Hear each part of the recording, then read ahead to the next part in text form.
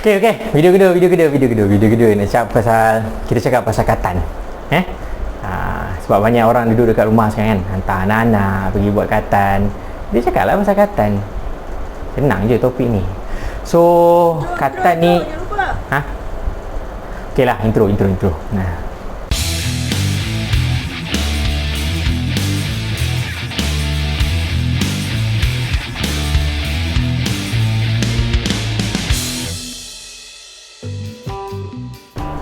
So, katan ni apa? Katan ni atau nama lain dia sebagai sunat adalah satu pembedahan kecil yang kita buang sebahagian kulit yang berlebihan pada penis yang kita panggil sebagai prepuce. So, dalam English kita panggil katan ni sebagai circumcision. Secara umum dekat dalam Malaysia, terutama yang beragama Islam, yang kita bermazhabkan Asy-Syafi'i, kita memegang hukum bahawa bersunat itu adalah wajib dalam tuntutan Islam. Hukum ini diperkuatkan dengan hukum ini diperkuatkan dengan sabda Rasulullah sallallahu alaihi wasallam menurut hadis riwayat Muslim yang bermaksud, yang ini saya baca fitrah itu ada 5 perkara: berkhatan, mencukur bulu kemaluan, memotong kuku, mencabut bulu ketiak dan juga mencukur misai. Nampak beriman dia macam mana? Kenapa kita bersunat ataupun kenapa kita berkhatan? Sebab nombor 1 adalah tuntutan agama yang seperti saya cakap tadilah. Bagi kita yang bermazhab Asy-Syafi'i, kita kena wajib untuk berkhatan. Tak boleh lari-lari. Okey? Ada juga disebabkan oleh faktor-faktor perubatan. Sebagai contoh, nombor 1 yang kita panggil sebagai phimosis. Phimosis ni adalah faktor disebabkan oleh kulit yang berlebihan pada hujung penis itu. Dia punya bukaan dia terlalu kecil sehingga, terutamanya pada kanak-kanak, sehingga dia berisiko untuk mendapat jangkitan kuman. Ada juga yang kita panggil sebagai paraphimosis. Paraphimosis ni adalah apabila kulit pada hujung zakar tadi dia tersepit di belakang glans penis. Glans penis tu ataupun bahasa kasar dia adalah kepala mushroom. Ada juga kes-kes yang kecemasan. Sebagai contoh, terdapatnya kecederaan pada kulit hujung zakar akibat tersepit pada zip. Yang ini budak-budak dululah.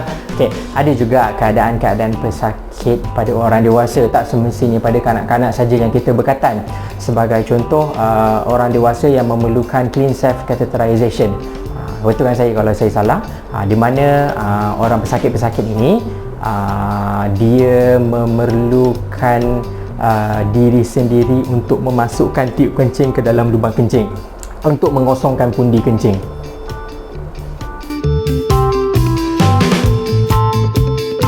Ada juga kelainan pada zakar.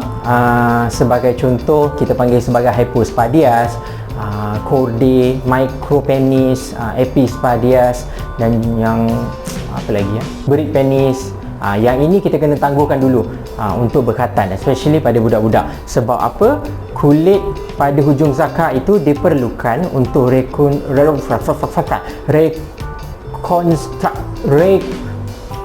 rekonstruksi genitalia. Kalau kita nak tahu kalau kita kanak-kanak kita ada masalah ataupun tak, kita kena rujuk mereka pada doktor yang berdekatan lah. Sebab mereka, kanak-kanak yang special ini perlu dirujuk kepada doktor bedah plastik. Yang dah sunat tu tak payahlah jumpa. Untuk kanak-kanak yang ada nombor 1 masalah mental, nombor 2 ada masalah perdarahan, Majlis Fatwa Kebangsaan telah memberikan pengecualian kepada golongan special ini untuk tidak melakukan khatan. Kenapa? Kita faham nombor 1, Islam sangat mementingkan kebersihan dan kita bersih ni untuk solat. Tapi kita kena faham, kanak-kanak yang ada masalah mental, mereka nombor 1, mereka tidak tahu untuk solat dan juga mereka tidak faham kenapa erti kita bersolat. Sebab tu mereka boleh dikecualikan daripada berkhatan. Nampak poin beriman dia macam mana?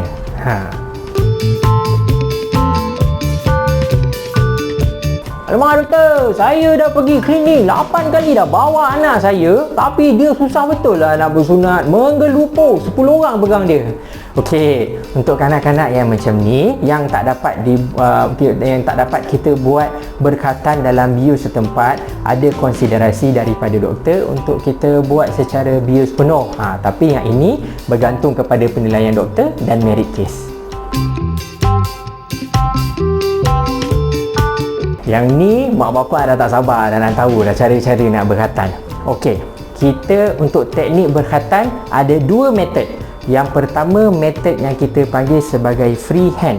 Freehand ini ada dua cara, iaitu yang kita panggil sebagai dorsal slit ataupun kita panggil sebagai guillotine method. Dorsal slit ni banyak digunakan oleh para doktor di hospital kerana cara ini lebih selamat berbanding dengan cara-cara lain. Tapi tak semestinya saya nak cakap cara-cara lain tu tak selamat, tapi dia bergantung kepada doktor tu. Nombor dua adalah guillotine method.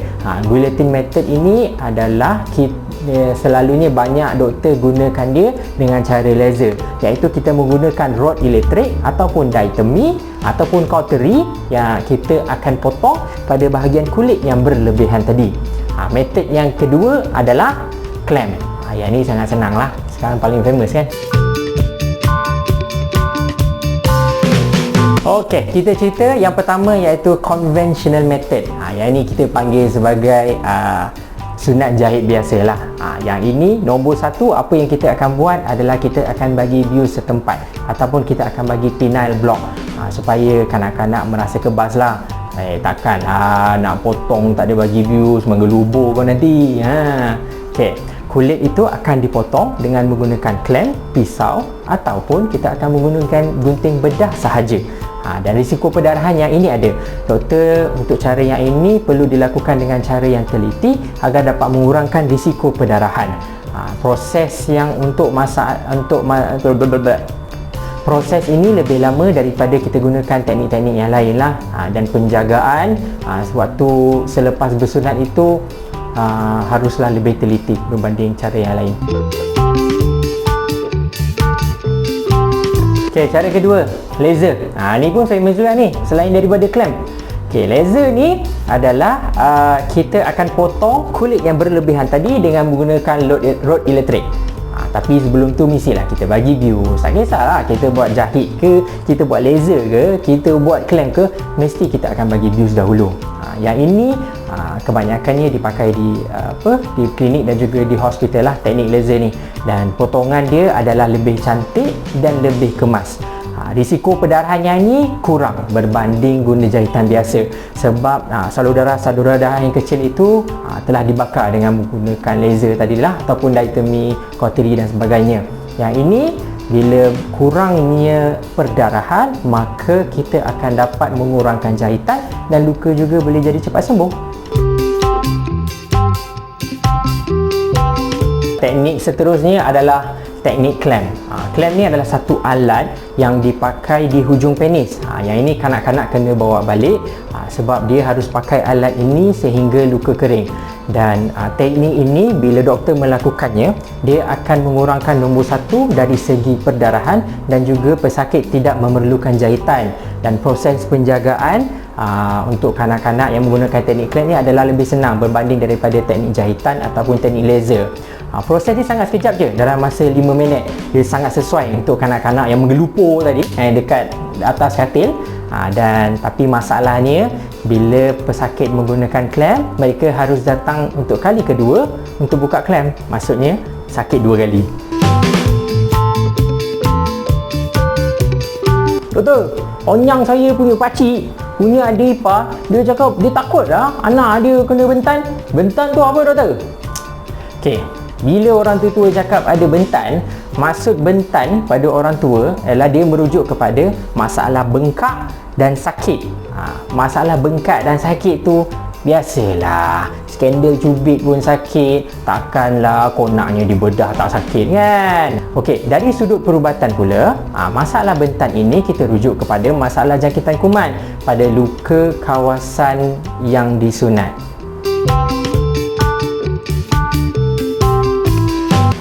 Pantang Ada pantang. Saya pantang orang yang berpantang. Okey.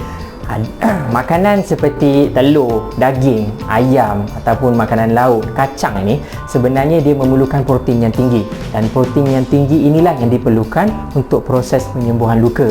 Yang tak boleh tu kalau orang tu ada alahan, sebagai contoh alahan pada seafood, gatal-gatal, muka bengkak, tak payahlah makan. Kalau orang yang dah berusia, especially orang yang ada kencing manis, kalau boleh elakkan makanan yang diproses ataupun bergula, kerana dua ini dapat mengganggu proses penyembuhan luka. Okey, itu saja pasal sunat. So lepas ni korang bolehlah pilih teknik macam mana yang korang consider the best untuk bersunat, untuk hantar anak-anak korang, especially dekat kanak-kanak yang dah ada persediaan dari segi mental dengan fizikal untuk bersunat.